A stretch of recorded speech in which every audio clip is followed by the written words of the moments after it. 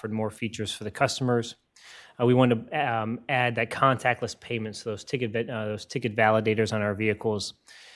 We had it planned, but prior to COVID, during COVID, it became more prevalent where you don't want to touch everything, right? Okay, we're ready to go.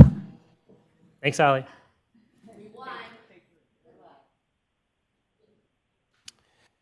And so we wanted to install those validators. So during COVID, it became more prevalent where for the first time, we were dealing with, you don't want to touch things. You don't want to sit on crowded buses. You don't want to touch things. So, and then we began to, we decided we're going to keep our fare boxes. So our fare boxes, we have hundreds of spares. We can maintain those for years. We have an internal department that does that for us. And so we wanted to maintain those fare boxes. And so really it started leading us towards that easy fare. And while doing the short-term plans, we're looking at the long-term vision of the overall fare collection system. What equipment are we going to buy to replace our fare boxes, TVMs, and CSKs? So on June 12th was our official launch of EasyFare. The day of the launch, we did have the EasyFare app with visual validation, the sync with Transit, which is the #1 utilized real-time information system, our retail networks, so that's our cash options for those that want to go to a retail center and use a credit card or cash to load it onto their app, and then the Healthline validators, which are now installed. So when we launched, as you look through the pictures, you have on the far left, that's the visual validation active QR code and time and date stamp for EasyFare. You also had the integration with Transit. So as you can see, we have the buy ticket through EasyFare at the bottom of Transit. And then we have the Transit Royale piece, and that is the customized RTA look, as well as the ability to rate, take surveys, rate your ride, and have more of a little bit of a chat community within the Transit application itself. This is a picture of our current retail network. And so as you can see, these are all the current shops within the Cleveland community that have retail networks where a customer can go, they can take their phone and take it to a retailer, they can give them cash or credit, and they can load those funds onto their EasyFare account. One thing we're doing now is we're working with our largest retail networks. Our largest retail networks in the area are Giant Eagle, Mark's, and Dave's.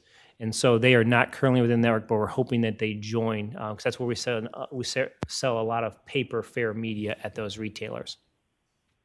And these retail networks, this will be later used for smart cards. And so if you have a smart card, it will have a barcode on the back of it, and you could take your smart card, give them $5 cash, and they can load it onto the smart card for a balance. This is a couple days old now, but this is the utilization, and we'll talk a little bit about the statistics. But as you can see, so I think we're around 440,000 in sales since June 12th, and you can look at the pass count. So as you look at this, you can see the majority of passes are all day and one trips. So the RTA CLE app officially went away June 1st of this year, so we saw a spike in the monthly passes. And so, but you can see those 7 days and the mixed is when they buy multiple passes at one time. But you can see, I think we're going to see a trend where our commuters, the commuting habits have changed, where it's not just a bunch of monthly riders where they're buying their passes up front. You can see the majority of people are saying, I'm just going to take one trip and then maybe I'll pay for a trip later. And so they're just paying as they go, which will be important as we talk about fare capping later on. And then you can see the all-day passes as well. So the majority of people are spending time with the one trip and all day. So as we look at the EasyFare utilization, on the left we have the weekday sales. And so you can see the majority of the passes are within those peak times, the majority in that peak rush hour time frame. And you can see where it's that one trip and all-day pass, the bulk of all ticket sales.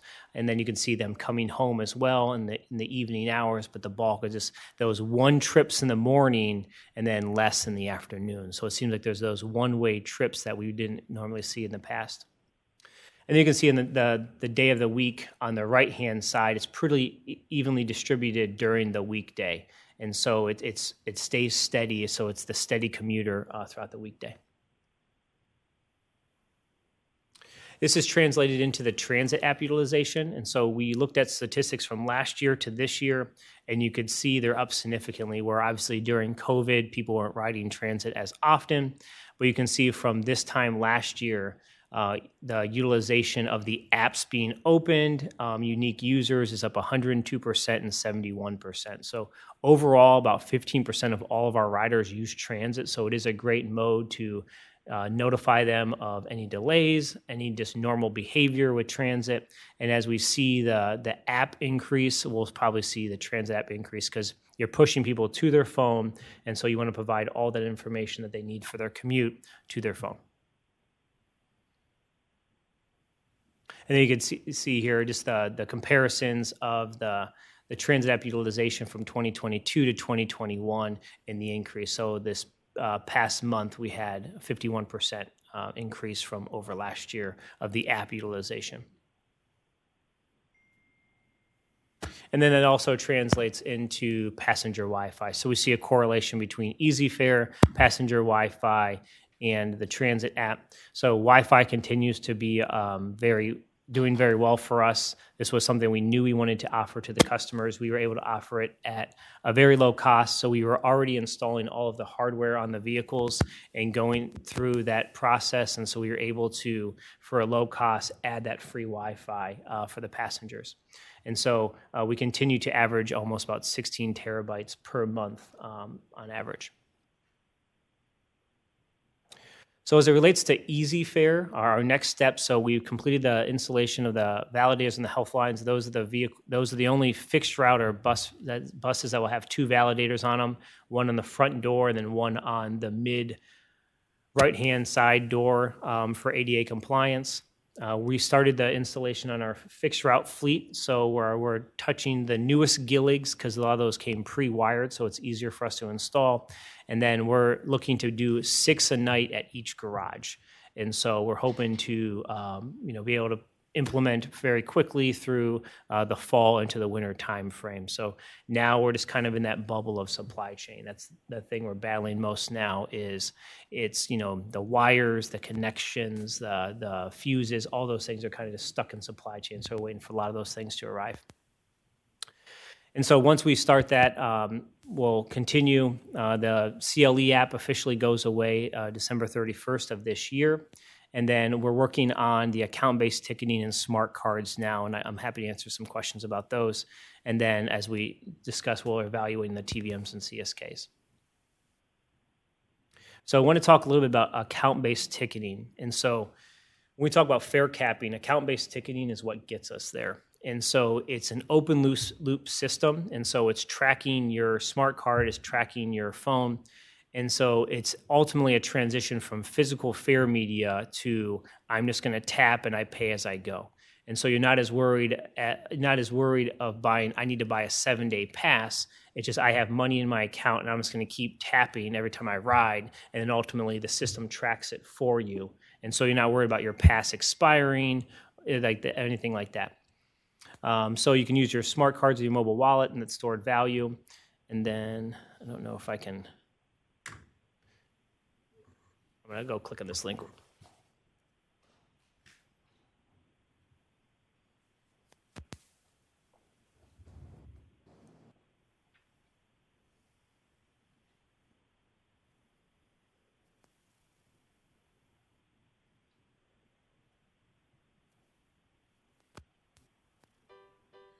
Just Ride's account-based ticketing functionality delivers transit agencies and operators the latest fare payments technology, quickly, using a constantly improving platform, for a fraction of the cost of bespoke AFC providers.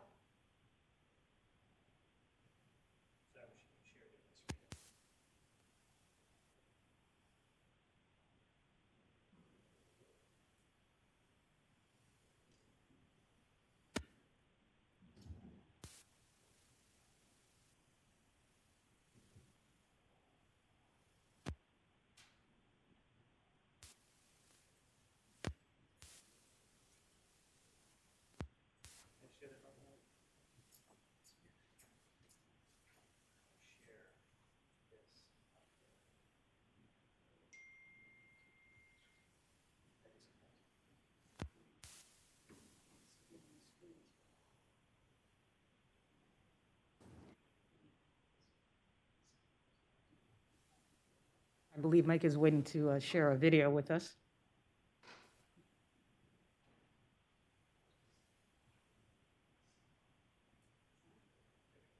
Yeah, we heard it.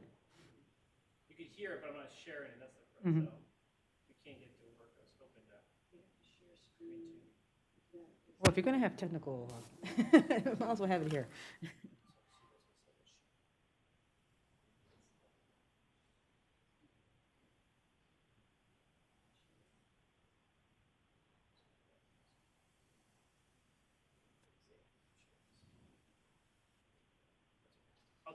I'll just talk about it. Okay, thank you, Mike. I was hopeful. Just Ride's account-based ticketing functionality delivers transit agencies and operators the latest fare payments technology, quickly, using a constantly improving platform. For a fraction Is that something we can of the share cost of afterwards? bespoke AFC I'll share it afterwards. providers, Just Ride is a secure... So essentially it was a video that's going to walk you, but I could talk you through it. So as mentioned, it's that open loop system. So whether I have a smart card or I have my app, essentially rather than physically buying fare media, where today even we go in and we buy an all-day pass on one trip, it's just tracking your utilization. So I can open it up, tap as I board, and it's going to deduct that from my account. And that's where the fare capping come in. So if I tap twice in one day, I'm capped at an all-day pass. If I tap enough times to get a 7-day, the cost of a 7-day pass, I'm capped. And then same thing with a monthly pass. And as you can see with the utilization of, hey Holly, can you come help with the screen again? I got the transition off with the clicker. But as you saw earlier in the presentation with the monthly pass or the one trips and all-day passes, we have a lot of customers that if they're buying one trips or all days, they're going to hit that monthly pass pretty quick. And so if the majority of our customers, like they're doing now, are buying all-day passes, they're going to spend more than a monthly pass by buying all-day passes, spending $5 each day.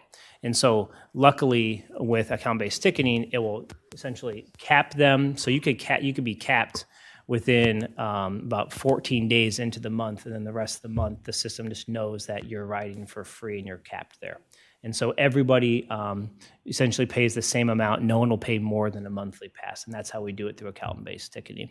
And so we're working with the vendor now because in order to do that, we have to program the system to know all of our fare policies, so know all of our transfer rules, all the transfer rules from other transit authorities, so that when you tap, no matter where you are, the system is smart enough to track that. And so that's what we're working on now. And so we're going to start working with a lot of our other transit agencies to talk about all of our transfer rules as well. And just a quick note on that, while we're on the conversation of fare capping. So it can be a complicated process to get to the logic of, where your thresholds are and to make sure that it's in line with kind of the economics of the population that you're dealing with. But I do think there's a lot of benefit to it. As Mike was saying, you want the equity piece there so that you're not overcharging someone just because they can't afford to pay a monthly pass at the beginning of the month. So that's, I think, a really attractive piece to it. And then especially because we're working on the technology side, and then you get into the Title VI, Title VII about cash and whether or not we're forgetting about those folks that may not be basically unbanked. That's another kind of attractiveness to say we're getting to equity. One thing I just do want to remind the folks in the room, as well as the two of you, is that we have to review our fare policy and also come back to the board, right, to be able to review those policies in advance so that when we come up with this beautiful fare capping system, we have the process in place to be able to actually effectuate the process. So that's probably going to be a few months in the making as well to be able to kind of explain this at a bigger level or larger level, and then get into the documentation process to be able to get to that point. So it's something that we should think about and review it here and then work on that and then come back to the full board to be able to adjust any of our fare policy and subsequent documentation that goes along with it. Is there also an option of having like a recurring for those monthly pass purchasers where they just set it as a recurring purchase and it just automatically does it, or is it a manual process? As far as loading the funds? Correct. So the loading the funds will be manual. And so you would have to know I'm going to load these funds in my account each time. So we can look into it, but I don't know if we want to get into where we're automatically deducting someone from something's bank account or automatically charge. We could do that, but I would be hesitant to do that to all of our customers. No, that's fair. I was just Yeah. curious. Any other questions on fair capping? I know it's always a topic.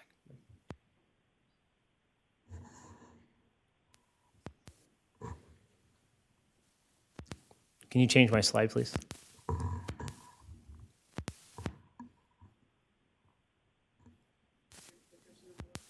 There we go. So we talked earlier about our short-term plan and long-term plan. And you can see that as we talk about TVMs and fare boxes, why we didn't want to wait to evaluate the overall fare collection system. We wanted to implement something new. So when we're talking about TVMs, if we were to replace every TVM in the authority today, it'd be a significant amount of money. And so a lot of those TVM CSKs are underutilized. And so, every Healthline station has TVM, some have two, and they see very low utilization. And so the idea would be to replace some TVMs at key locations. And so you can see throughout the Healthline, so at key locations, downtown, Windermere, and getting close to in the CSU area, University Circle, the airport, Tower City, some at Windermere, and then we don't have anything at STJ, but we'd like to add them there. And so we were looking at about $2.4 million to replace TVMs. And so if we were to replace everyone today, it would be over 10. And so ultimately, in the new TVMs, they have the newer features where you can top up your stored value. So you can go to a TVM and essentially scan and then top up your value. You can purchase smart cards. You can get both types of smart cards. You can get the paper type smart card, like a Charlie card from Boston, or you can get the physical like credit card style from the TVMs. They are bilingual with English and Spanish. And then they, the other things such as, contactless credit card payments and those types of things like gas pumps and other ATM machines.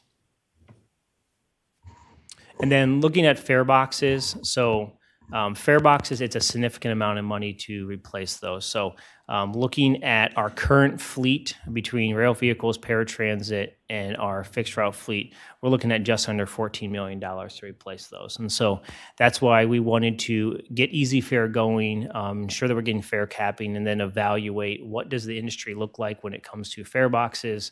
It was about 4 years ago where everyone was buying a fare box where it could do everything. It could do smart cards, it could do credit cards, and now people are kind of rolling back because of the use of validators and phones where now we're just going to purchase a cash box.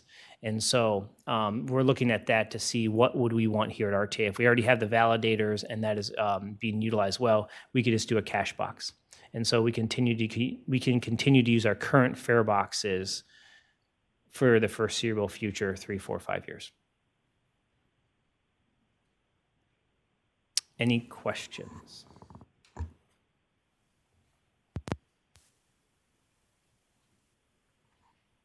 While we're talking about questions before we talk to public too, I do want to talk about smart cards. So as part of our project, we did buy 30,000 smart cards. So we bought 10,000 paper smart cards and then 20,000 credit card style. Some of those the majority of them will have the Easy Fare logo on them. So it's similar to our other transit authorities. So they're all going to have that same style. And then the other ones are blank. And so we could utilize those for our partners. So, universities, businesses, or if they wanted to put their logo on the front. And then we also have the ability that down the line, if we wanted to, for our ADA passes, we have to show an ID. You can essentially have your ID be your smart card. So you're not showing separate fare. You can essentially have a smart card with your picture on it, and you can just show it to the operator on UTAP. So I got a question. So that's these smart cards, that's something that it's like is there a one-time charge for the actual card itself? So RTA bought them, so the customer will not be charged for them. So if anyone wants a smart card, they'll be given to them free of charge. Okay. And so you don't need an account or anything for that? You do not. Just get the card and top up whenever you get the card. Yeah, so you can just get the card. You don't need an email address, don't need to attach a phone. The only issue is if I have $20 on my smart card and I lose it, there's no way to look at your account to see, yes, you did have $20. That's the only risk to it, okay. Is that, once you lose, it's like losing a gift card. It's right. gone. And we're also able to capture the same analytics as before with these smart cards when it Correct. first. Just a quick question. When you were talking about the Easy Card and then the smart cards with the logos, of course, RTA's logo will be on there as well, correct? Correct. Okay. So it'd be co-branded, of course. And then the smart cards, the ones, when you say the credit cards, the ones that look like the credit cards, reminds me of the Martyr cards. I remember one time I took a trip to Atlanta and got off, and everyone had their Martyr card around their necks. Like people who were working there, they weren't just transit riders, they all had their Martyr cards. I just thought that was so insightful of how many people took public transportation, that almost everyone on Peachtree Street had a Martyr card. So I think we may want to think about how we issue those to make it easier and easy friendly for people to carry them too. So I'm so tempted to just pull my wallet because I know I've got 2 cards from other areas with me now. I think I might have DC and New York. But I do think that makes a lot of sense. 2 quick things just to piggyback. So having been through some of this process before in Chicago, I believe when the Ventra system came out, several communities do make a determination to charge for the initial card. I think Chicago, when I was there, we did $5 for the original, but again, that's not current day. But I do think it's kind of a goodwill benefit to say, hey, we're going to go ahead and give you that card without charging you for it. I think it just creates an easy way to do it. And if I'm not mistaken, I think actually, if I remember correctly, the first card was free if you lost it, $5. Yeah, and that might be something to think about because or within a certain amount of time, right? So that you can get people to get used to holding on to it. Because if we're not used to doing it, you're going to lose it. It's just kind of human nature. The other thing, and this is more of a question, I think, than a statement. So I had an interesting conversation with the library earlier and talking about Easy Fare and how this might be a good kind of partnership and how they could potentially kind of hop on the bandwagon, right? So thinking about, and it evolved into a conversation about schools. So with the ID, currently, do we have the ability to not only have the card as your ID, because that's something I think was of interest there, but if you even potentially turning that card into a library card, right, that you can access different things with it. And then the other question, so it would be maybe your school ID, your RTA pass, and then your library card, that kind of thing. And then the other question I had, just thinking out loud, is if the Easy Fare app has an option to be able to have that account also online, so that essentially you could potentially scan the bus, scan a book, scan a so-and-so without actually having to have a physical card. So that might be something we think about too, to kind of keep up with the times, because more than likely a kid may lose a card, but they probably won't lose their phone. So something to think about. I was just going to just say that when you talked about the library card and then the school ID, if I'm not mistaken, so for example, with Cleveland State, Case Western Reserve, and I believe CMSD now, but I'm not sure, but I know the universities, their IDs, their transit passes are part of their IDs currently. And I don't know how that's embedded in there, but I thought that was a part of it. And I think CMSD, I think they all went to those smart IDs. And so we may want to look at that, because I know some of them, you're probably already going where I'm going. And then the library changed their cards a while ago. They were smart cards back then. They're probably not the new reiteration. So I do like the idea of if somebody has how do we maximize so somebody doesn't have to keep buying our smart cards per se, but if they are on that system and they have a library card and they already got that school ID, then they don't need a smart card because they're part of the system, because that's embedded through their tuition or through CMSD. So I do like that nucleus point, and I'm sure it's something you're already looking into. Yeah, and great points. So yes, so for CMSD, regarding CSU, CMSD, and CASE, so Case and CSU today, they have a little sticker, and so they just show the operator. So it's visual validation, and so they just kind of show it to them, and then they can get in. With CMSD, they did go to smart cards. So we were in conversation with them, but we weren't going to have all the validators on the vehicles prior because they want to use it as a tracking system too. And so they know where the students are going, and obviously for the parents to know that they got to school safely.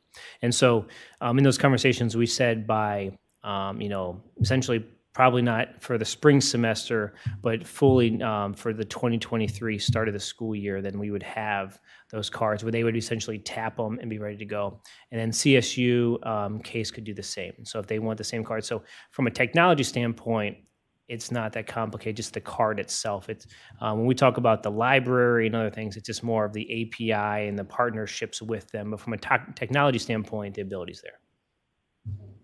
One more question. And Tri-C, are they included in that any kind of way? And the community advantage, yes. Okay. And of course, and I'm just naming those few, but there are other universities, John Carroll, So I just threw those out there, but I'm sure it would definitely be something worth having a conversation with all the universities through their networks. They all meet, Baldwin Wallace, some of the other ones. I could see that their synergy of scales for more than just, all the ones that are within our service area. So if I can just interject for a second, Natoya, I'm just going to ask you to, if you've got a mic over there, just to give a couple words on I think one of your new positions is going to be focused on the Commuter Advantage program, and your thoughts on, because we talked about this, being able to kind of push the Commuter Advantage program out to those universities. And then Raj is not in the room today, but thinking about that UPass kind of universe to be able to push out, because I think we've been kind of negotiating one by one, and we want to make sure that we can get everybody on the same page.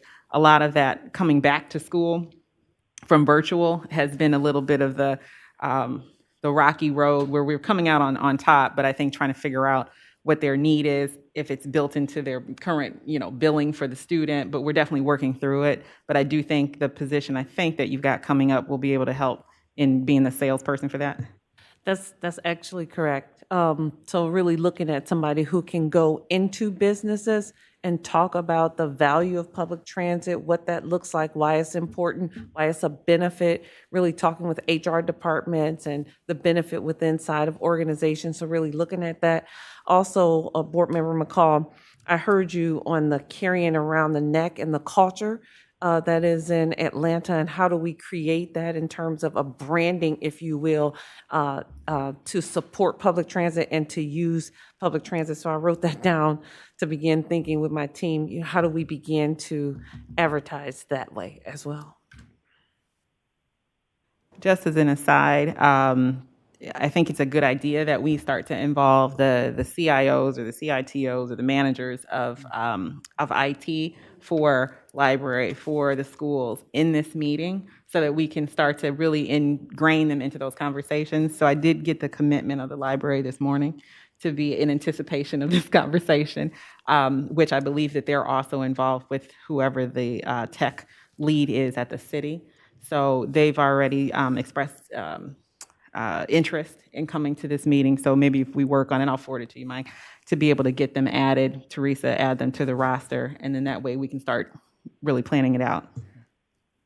And just one more point before we step away from that, and I know we want to get to public comment. We want to be mindful of the time, but CMHA, they should definitely be at the table. If you think about CMHA and what they provide in the community, and they have a strong working relationship with the libraries already. But if you think about the, residents of CMHA, they should be first on our list, because there are a lot of them are writers as well too.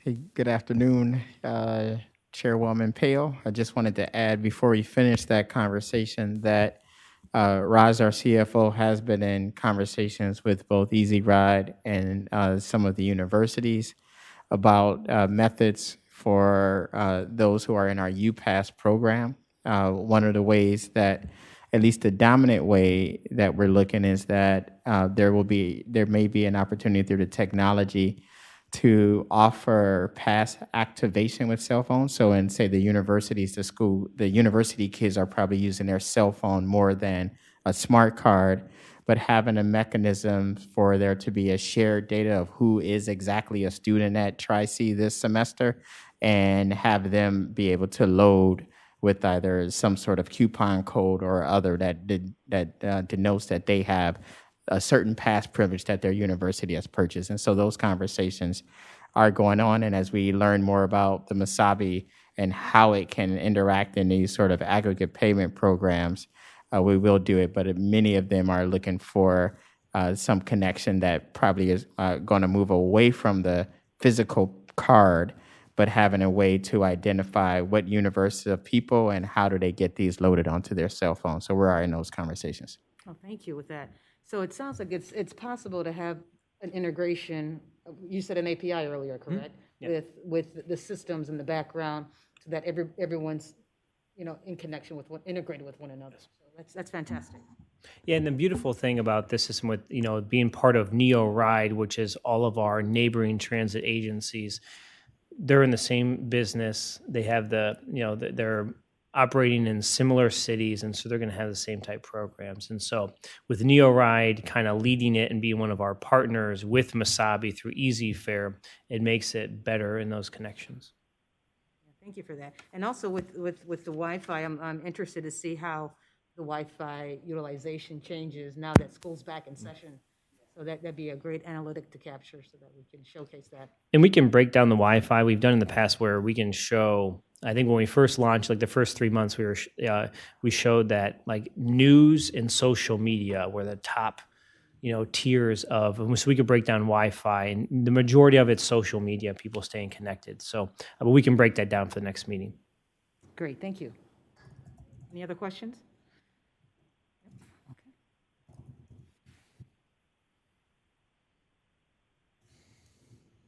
Is there any questions in person? Anyone here that has any questions? Yeah. We have one caller. Microphone. Okay, public comment, if you would step to the microphone. Yeah, please use the microphone. Oh, yes, I am asking for public comments. Okay, and then 2 minutes. Remind them of 2 minutes. Mm-hmm. And you do have 2 minutes, yes.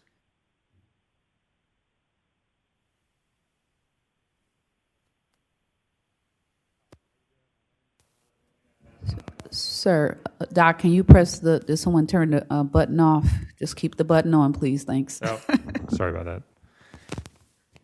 Hi, my name is Adam Bresnahan. I'm here with Cleveland Universal Public Transit. I live in the city of Cleveland, Ward 11. The transit app is great. I really like it.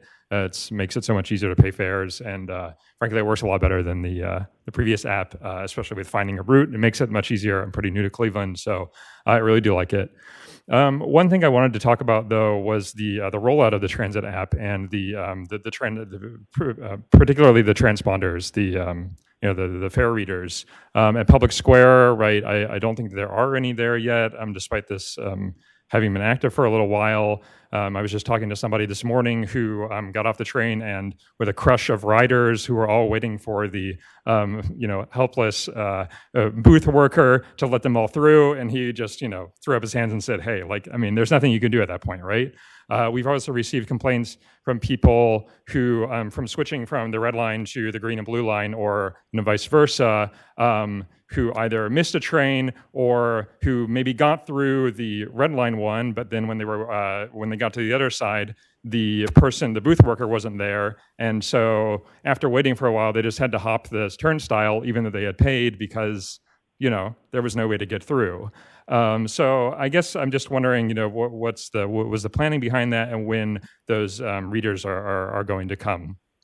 Another point that we've received some comments on is the rollout. I found out about it pretty easily through Twitter, so there was no problem for me. However, some people have been a little caught off guard by it. And one suggestion that we had was to use the television screens in the buses, right? Instead of showing security footage, they could show useful information for riders. There's also the possibility to use the audio systems at stations and vehicles that have those capabilities. So I think those would be effective ways to communicate these kinds of things to riders who maybe don't have social media or smartphones, et cetera. I guess that means my time. So thanks so much. Thank you. Anyone else? Oh, public comments?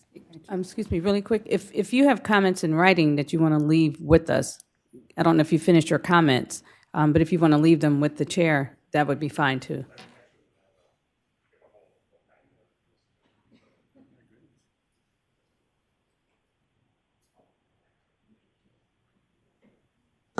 Lou, you can step to the podium.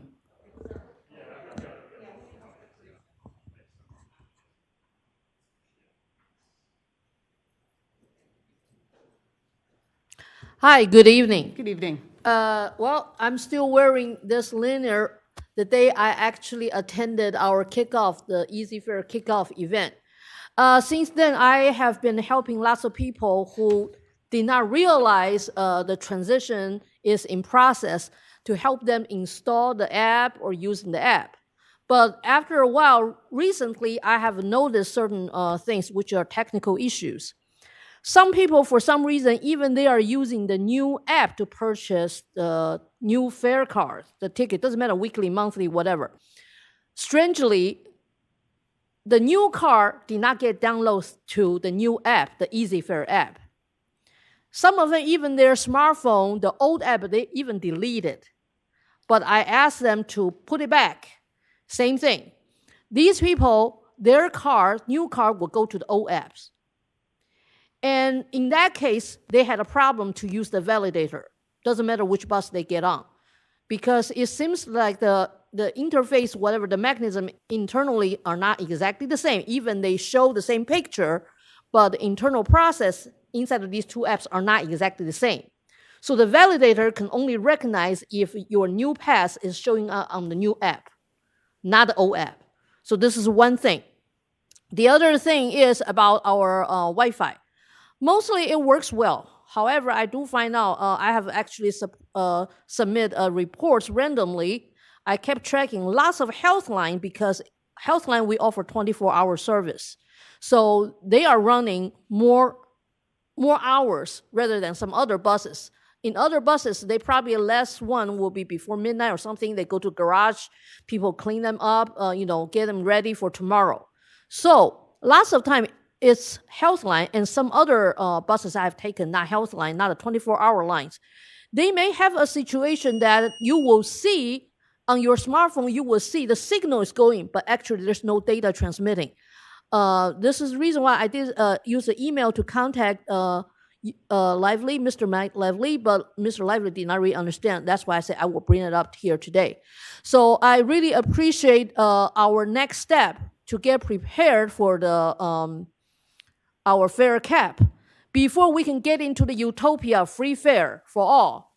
To decrease the inequity issues, fare cap will be very, very helpful. But we do have to run out. That's the reason why I have been actively helping people who are not techie savvy or who are not that familiar with technology to use the app.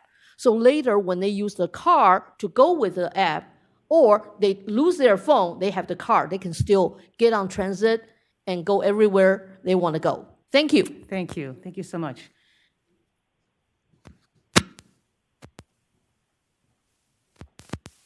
Good evening. Oops. Mic check. All right, we're good. All right. Good evening. My name is Robert Nguyen. I'm a resident of Cleveland in Ward 15. First of all, I want to thank RTA, thank the board and staff, and Mike specifically for engaging with CPT on Easy Fare. This is something that CPT has been pushing for. We ideally would have liked to have seen it launched before the passport, the end of passport became an issue, but it's exciting that it's being launched. That said, a couple of points of concern, namely, in prior presentations about the fleet procurements with the new Gilligs, I was excited to hear that those vehicles were being delivered pre-wired with for rear door validators. It sounds like that may be delayed or may not be happening, but I understand by looking at Masabi's website that their product is compatible with a open software development kit that may allow a different style of validator if there is some physical constraints that are prohibiting those validators from being at the rear doors. It would sure be great to get to a point where the system allows all door boarding on more vehicles, and even perhaps having more validators on the health line than just the 2 doors, since many of those platforms, many of those stations have left side boarding.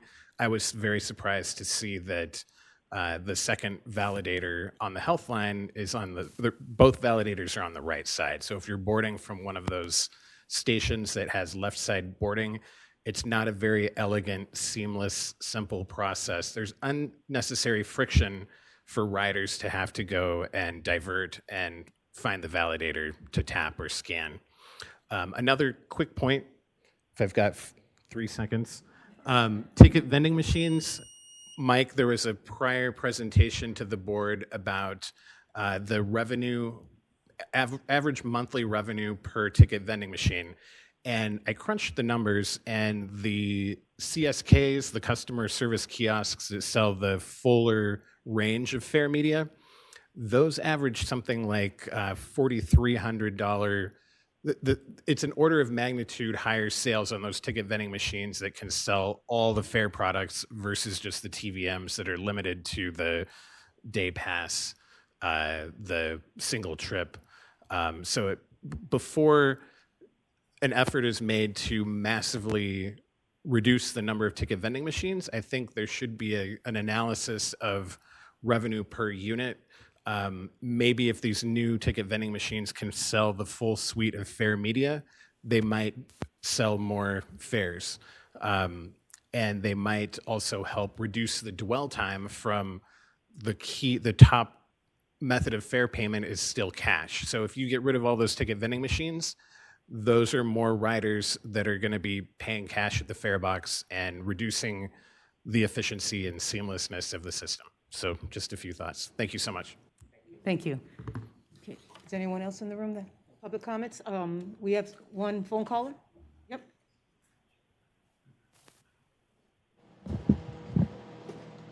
Yes, we have a caller. Yep. Okay. We have a caller. You got 2 minutes. Go ahead, caller. Go I think the person's name is Mike. That gave the presentation. Mike, my name's Eric.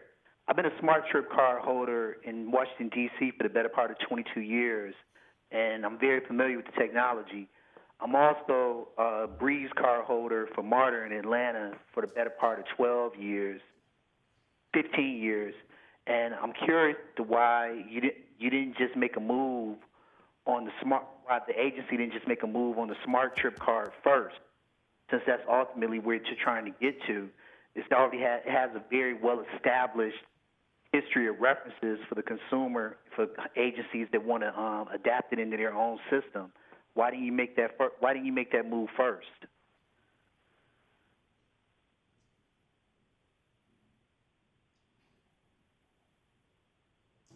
Is that your only question, sir? If you're talking, I can't hear you. Is that your only question, sir? Yes, Mike, that is my only question.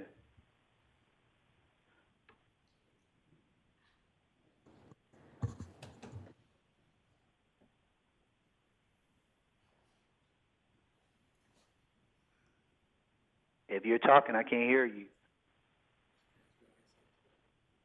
Okay, we're going to answer questions at the end. Do you have any other questions? Okay, well then, yeah, I might as well. I do have one more question.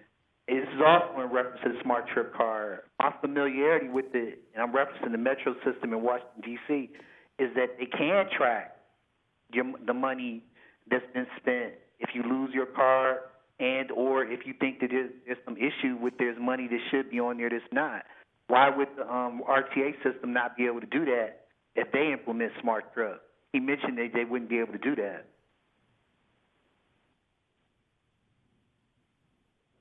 Okay, so if those are your only questions, Mike, do you have anything to add today, or would you like to just respond later?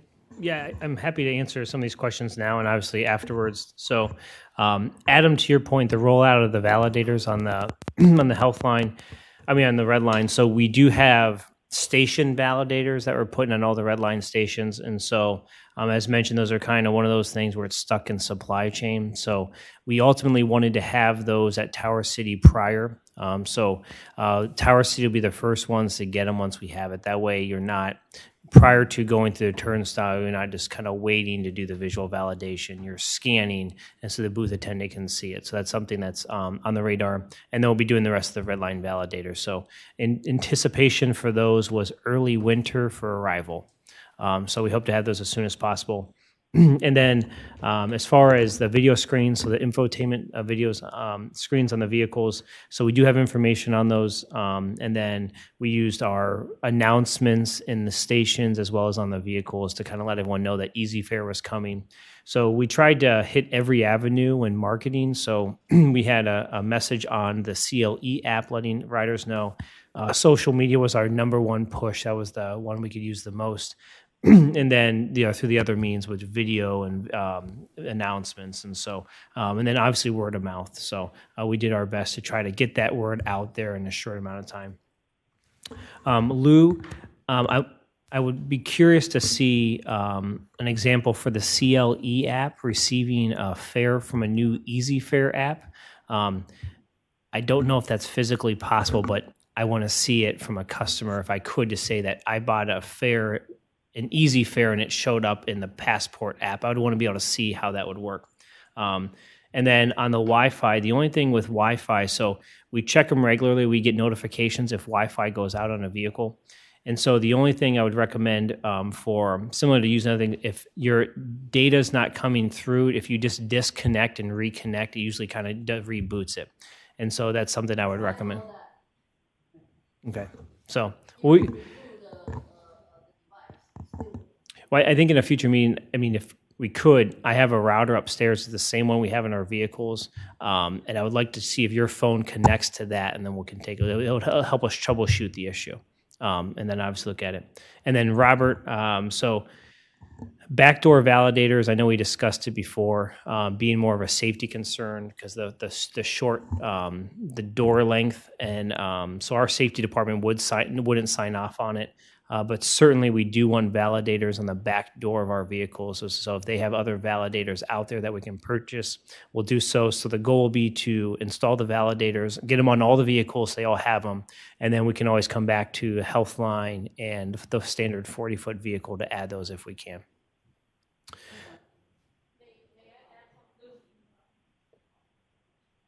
Yeah. And then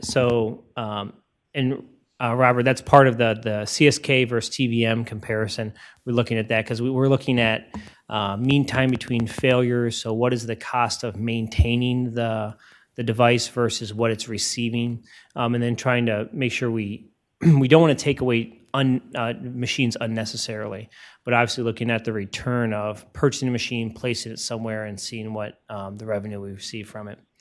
And then Eric, I appreciate the call. So we went with Easy Fare. So because all of our other transit agencies near us were going with it, it helps us to create more of a regional system. And so there are other smart card and other fare vending machine vendors out there, but this was the best fit for us, both from a cost standpoint, a rollout standpoint, and then the regional partnership that it creates.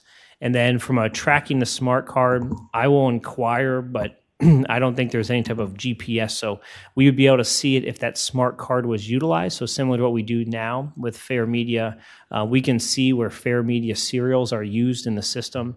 And so if someone were to lose a card, we could potentially, if we knew that was someone's card, we could see it used in the system. But I don't think there's a way to find a lost card, but I'll look into it. Thank you. I believe that we don't have any other callers on the line. Is that correct? Okay, right? All right. Yes. No more callers. Okay, thank you.